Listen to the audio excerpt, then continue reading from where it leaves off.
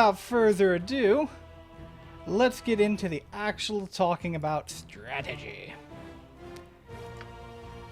So we're going to be starting a new game, completely new playthrough.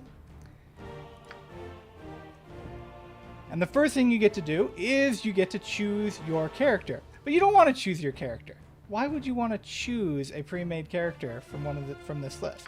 Not that there's anything wrong with any of these characters, but you can do better by creating your own character.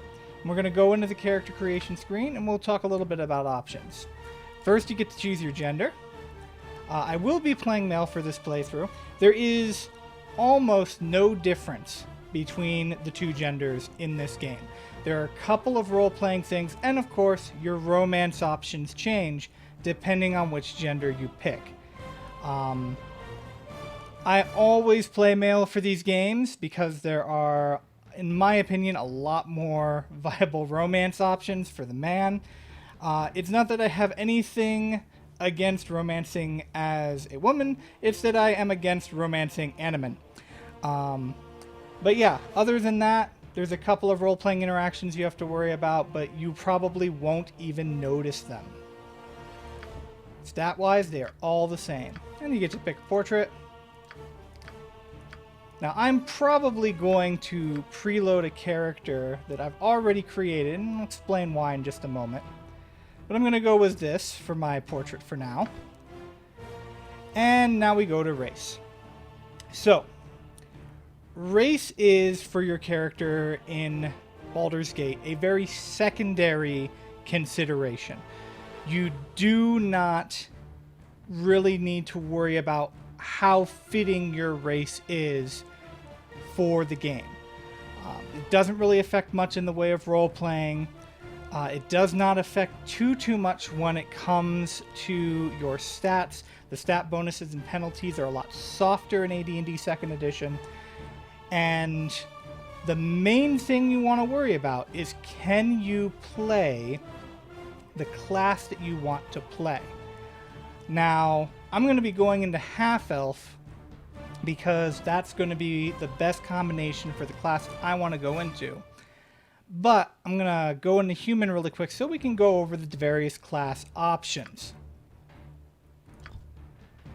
So now we choose our class, and this is the meat. This is where you determine how your character is going to play, and this is where you determine what kind of game you're going to be playing in Baldur's Gate. Now, I want to talk just really briefly on balance. We can go a little bit more into various balance issues during dead time in the games, but suffice it to say that because this is a very strict and literal translation of a lot of the AD&D rules, or at least as close as they could get to them, there are some balance issues that apply. With many classes in AD&D, you can do role-playing things with them. Your DM can work with you to get the class to work the way you want it to work. You can't do that with a computer game. The computer game doesn't care whether or not Thief is a balanced class or not. So going over the options, our first three options are our primary warrior options. And warriors are a very viable class in Baldur's Gate. You're going to do a lot of up-close fighting, a lot of tight, close quarters fighting. You're going to have a lot of situations where you can either fire at range and pick enemies off before they get to you. And when you can't do that, you're going to need a meat shield in front of you to protect the softer members of your party. So fighters are very viable for your main character. They're not what I would recommend to be the best class in the game for a main character, but you can definitely play as a fighter.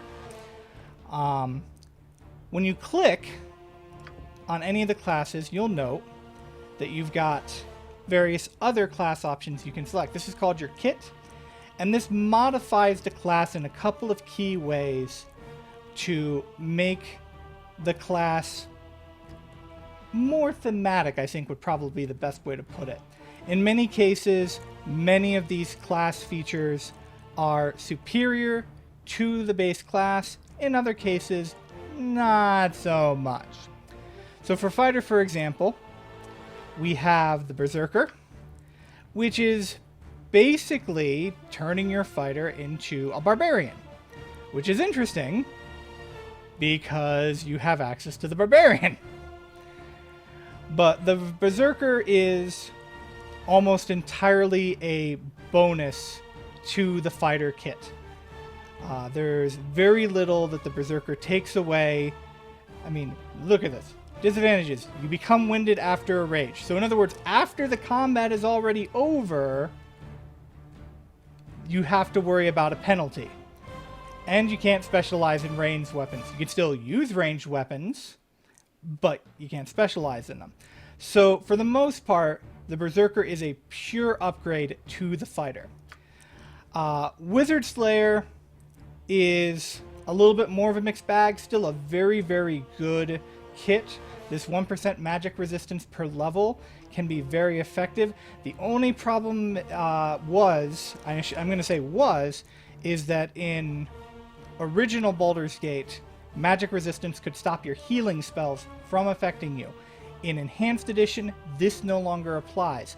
So this is purely a beneficial stat. The disadvantage, may not use any magic items apart from weapons and armor, though. That's a bit more of a kicker.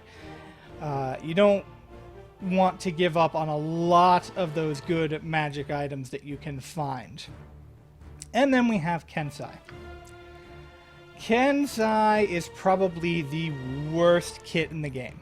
Like, I don't even mean the worst fighter kit. I mean Kensai is the worst kit.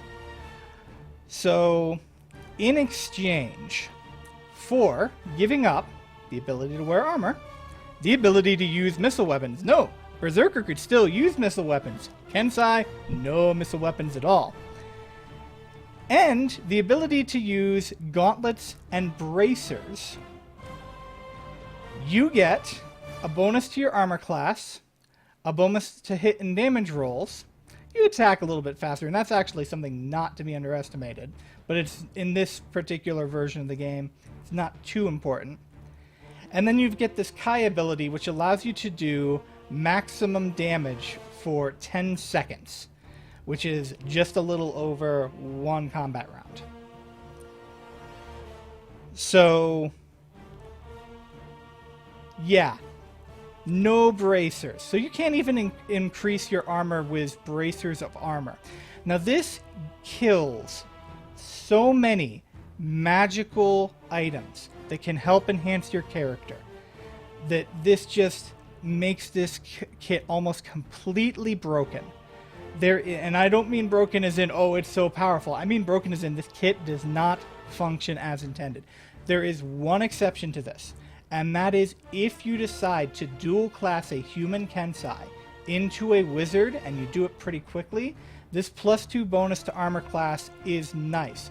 But remember, you can't wear any armor at all. That includes mage robes. So you just took what could have been a regularly overpowerful fighter mage and removed several powerful magical items from their build. So yeah, if you want to play Kensai just for the flavor, it's perfectly possible to beat the game with this kit. I would not recommend it. So Dwarven Defender is basically the defensive version of the Barbarian. Basically, instead of getting Rage, you get this defensive ability, defensive stance, that makes you much, much harder to hit and kill. Oh yeah, and you also get that Barbarian's fun little 12 hit points per level. Now, unfortunately, it does somewhat restrict your weapon abilities. You can only get the 4 slots, which is not Grand Mastery. I think it's just called Mastery. And you can only do that in axes and hammers. And in any other weapon, you can get 2 slots. But trust me, this is enough. This kit is an overall improvement, and I would highly recommend this kit if you are playing a dwarf. It is still not as good as playing a berserker or playing a barbarian.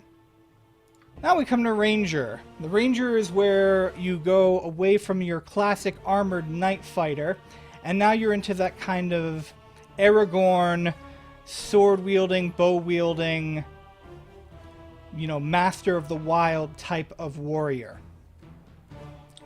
And Rangers in this game are actually really, really good. Again, pretty much all of the warrior classes are very viable for this game for your main character.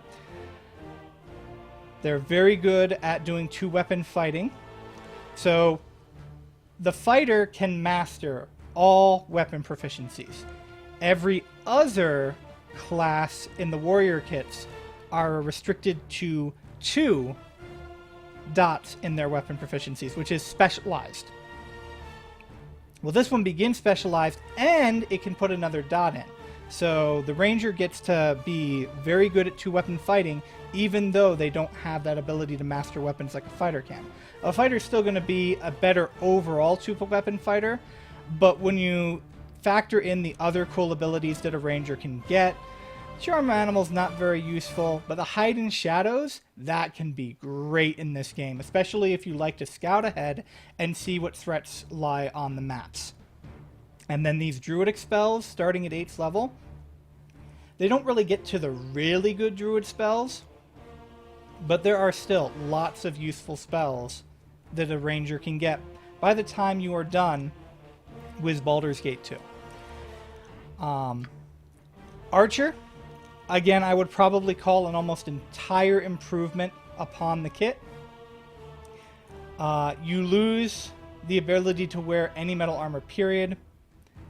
You lose some proficiency with melee weapons. You lose Charm Animal, but I already said, Charm Animal, not the best ability. And for this, you get really good use out of any ranged weapon. Stalker. Stalker adds in some Thief kit into the Ranger. I personally still prefer Archer. I think it is probably the best of the Ranger kits. But this is, again, a very handy kit. And at 12th level, may memorize Haste. That's the only part of this sentence that's important. You can memorize Haste. I think it might actually be a self-buff Haste, but it's still Haste. And then the Beastmaster.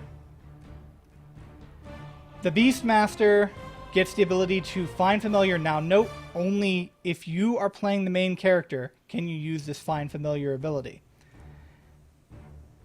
And then you get a couple of animal summonings. These are, for the most part, behind the power curve. They are fairly useless as far as abilities are concerned. So I personally think this is probably the weakest of the Ranger kits. And I'm going to say it's definitely the weakest of the Ranger kits. I'm not going to qualify my statements there. No need to do that. Hey guys, it's Divine Erdrick. If you like what you saw, go ahead and hit that like button and subscribe for more content coming soon. You can also follow me at twitch.tv/derdrick or on Twitter at Divine Erdrick. Thanks again.